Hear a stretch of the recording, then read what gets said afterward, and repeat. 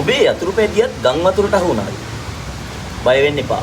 මේ වගේ වෙලාවක මොකද්ද කරන්න ඕනි කියන කාරණාව මම ඔබට පැහැදිලි කරලා දෙන්නම්. අංක 1. කිසිම වෙලාවක බයිසිකලේ පණ ගන්නවන්න උත්සාහ කරන්න එපා. තව විදිහකින් කියනවා නම් බයිසිකලේ යතුර ඔන් කරන්නවත් උත්සාහ ගන්න එපා. අංක 2. බයික් එකේ බැටරිය විසන්ධි කරන්න ඕන. තව විදිහකින් කිව්වොත් බයික් එකේ බැටරි වයර් එක ගලවන්න ඕන. අංක 3. ගම් වතුරකට අහුවෙච්ච බයිසිකලයක් නම් බොහෝ වෙලාවට මේ බයිසිකලේ රොම් මඩ, පස් වගේ දේවල් තැම්පත් වෙලා තියෙන්න පුළුවන්. ඒකින්ද අධිපීඩන වතුර පොම්පයක් ආධාරයෙන් ඔබේ බයිසිකලය හොඳින් සෝදා පිරිසිදු කරගන්න ඕන. අංක 4. ඔබේ බයිසිකලේ විදුලි පද්ධතියට අයත් සියලුම කොටස් හුලං අල්ලලා හොඳින් පිරිසිදු කරගන්න ඕන.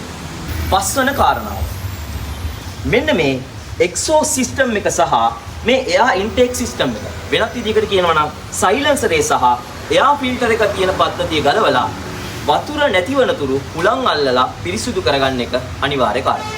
දැන් මම කතා කරන්න යන්නේ බයිසිකලයක එන්ජින් එකට වතුර යන්න පුළුවන් ක්‍රම ගැන. ඔබේ බයිසිකලේ එන්ජිමට වතුර යන්න පුළුවන් ප්‍රධාන ක්‍රම දෙකක් තියෙනවා. එකක් තමයි මෙන්න මේ එයා ෆිල්ටර් එක හරහා වතුර එන්ජින් එක ඇතුළට යන්න පුළුවන්. අනිත් ක්‍රමය තමයි මේ සයිලන්සර් එක. එහෙමත් නැත්නම් එක්සෝස් සිස්ටම් එක හරහා වතුර එන්ජින් එක ඇතුළට යන්න පුළුවන්. එන්ජින් එක ඇතුළට වතුර ගිහිල්ලා තියෙනවා නම් අපිට දැනගන්න පුළුවන් ප්‍රධාන ක්‍රමවේදය තමයි මෙන්න මේකේ මේ ඔයිල් කූර ගලවලා එළියට අරගෙන බලන්න පුළුවන් මේ ඔයිල් කූරේ වතුර තියෙනවද කියලා. එන්ජින් ඇතුළට වතුර ගිහිල්ලා තියෙනවා නම් අපි මොකද්ද කරන්න ඕනේ? එන්ජින් ඇතුළට ගිහිල්ලා තියෙන වතුර ටික ඉවත් කරගන්න පුළුවන් ලේසිම ක්‍රමය තමයි මේ නට් එක ගලවලා ඔයිල් ටික ඉවත් කරන එක. එන්ජින් ඇතුළට වතුර ගිහිල්ලා තියෙනවා නම් මුලින්ම ඉවත් වෙන්නේ වතුර ටික. මොකද ඔයිල් වතුරේ පාවෙන හින්දා.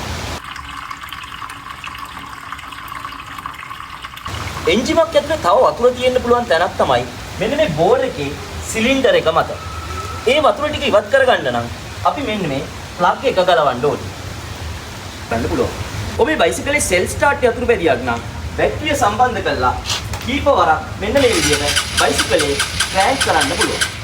ඔබේ බයිසිකලේ සෙල් ස්ටාර්ට් නැති යතුරු පැදියක් නම් මෙන්න මේ විදිහට කීප වරක් ක්ලික් කිරීම මගින් ඔබේ යතුරු පැදියේ මේ සිලින්ඩර් එක මත රැඳිලා තියෙන වතුර ටික ඉවත් කරගන්න පුළුවන්. ඔබට මේ බයිසිකලේ හවුසින් පළු දෙකක් ගලවලා මේක ඇතුලේ තියෙන වතුර ටික ඉවත් කරගන්න පුළුවන් නම් ඒක ඉතාමත් යෝග්‍ය කාරණාවක්.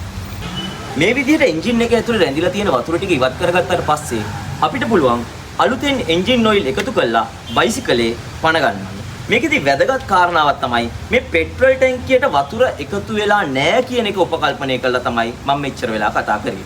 පෙට්‍රල් ටැංකියට වතුර ගිහිල්ලා තියෙනවා නම් පෙට්‍රල් ටැංකියත් පිරිසිදු කරගන්න එක අනිවාර්ය කාරණාවක්. මෙන්න මේ කාරණාව ඉතාම වැදගත්.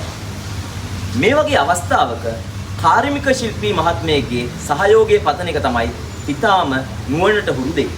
නමුත් මේ රටේ ඇති වෙලා තියෙන තත්ත්වයක් එක්ක කාර්මික ශිල්පී මහත්මයෙක්ගේ සහයෝගය පතන්න අමාරුම නම් කරන්න ඕන වැඩපිළිවෙල තමයි මම ඔබට කියලා දුන්නේ. අද අපි මේ වීඩියෝ එකකින් කතා කරේ ගම් වතුරට අහුවෙච්ච බයිසිකලයක් කොහොමද නැවත යථා තත්ත්වයට පත් කරගන්නේ කියන එක. මේ වීඩියෝ එකේ තාක්ෂණික කාරණා ටික ඔබ ඔබේ දැනුමට එකතු කරගත්තා නම් ඒක තමයි මේ වීඩියෝ එකේ සාර්ථකත්වය. ඉතින් ගිහින් එන්න.